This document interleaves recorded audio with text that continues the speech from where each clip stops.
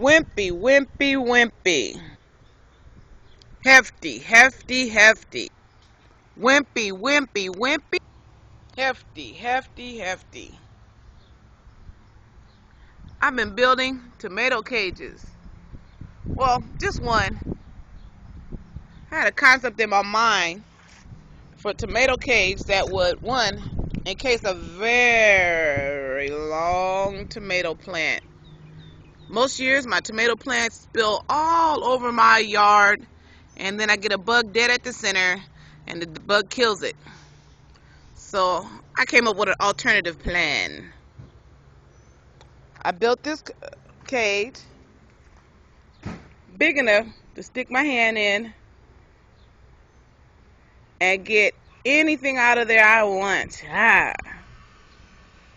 And it's long and kind of narrow so that the tomato is forced, because you realize the tomato is a vine, forced to grow up instead of out. I'd say this thing is about 7 feet tall. I'm just short of 6 foot, and I'd say it's about a foot taller than me, maybe a little bit more. And that way, no matter how big the tomato plant gets, I will be able to still get at the root and kill the bug that starts right at the base. And so that's why I made this one and continuing to use these.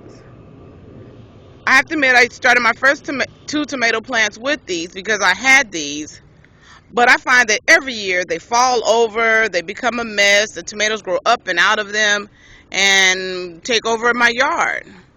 I found that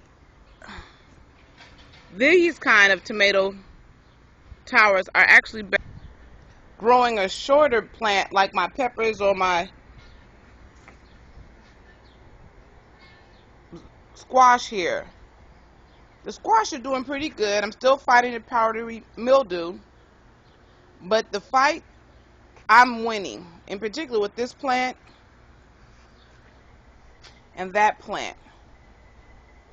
I believe the yellow leaves are a sign that I need to add more nitrogen to the soil, and so I will do that today. And this one is just wimping out, so this one will get nitrogen and a full fertilizer. But the cages definitely do better, I think, holding that in, because that plant doesn't get that big. Another project I've been working on is this. This is an old compost container. I use this to hold my compostables.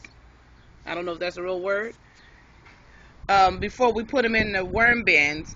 Well, I'm changing how I'm going to do my vermiculture, so I decided to take these old and make these into a different version of these. I'm so loving these because these are mobile. I can move them around the yard. The plants seem to be doing very well. Look how big that one is. I'm ready to eat my first salad, I think. I can spin them around so everybody gets sun. Hi, Mr. Ladybug. You can't escape me. Oh, I'm sorry. Distracted. And I know why. Look at all the aphids down there. Yuck. Grody.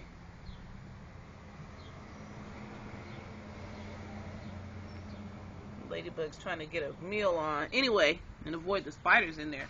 Anyway, this is doing lovely. Lovely for starting my lettuce. Not starting, for growing my lettuce. So I would like a couple more bins because I eat a salad every day and this is just not enough. So I started making these. I like this because it's got a little hole.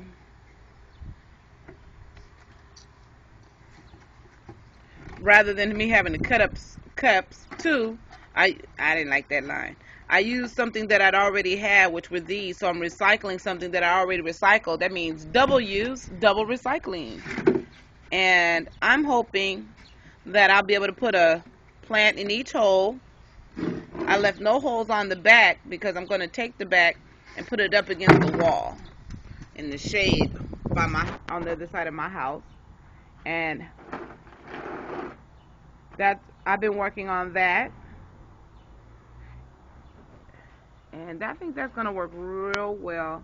I'm going to have some beautiful plants. And my goal is actually make a series of these bigger, with a bigger bucket, some 55-gallon drums that I have, to make a strawberry tower, because my ultimate goal is strawberries. Up to now, I've been composting like this. But I don't know if you can see this. This is a bug trap. It's horrible. Lots and lots of bugs in it. It takes too long. It doesn't stay wet. And it just takes too long. It's just blah. And so my goal is to create a new version with a 55-gallon drum. The ultimate goal, because we're still working on it, is I've taken this pallet, and I've taken a 55-gallon drum. I've cut a door in it, and it can be open and closed. I haven't scored the back yet to make it easier. Now, we ran into some problems. We're unable to get these screws flush.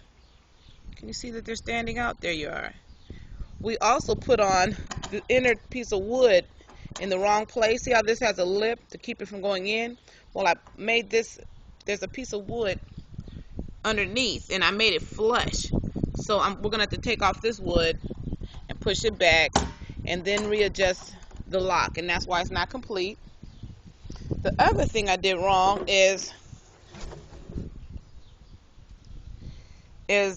see, I'm using rollers so I can roll it on this old pallet that I have. I need to put the rollers up higher. It won't go all the way around. It hits the lock. But this is perfect because I'll be able to move it, and I can kind of show you it spins.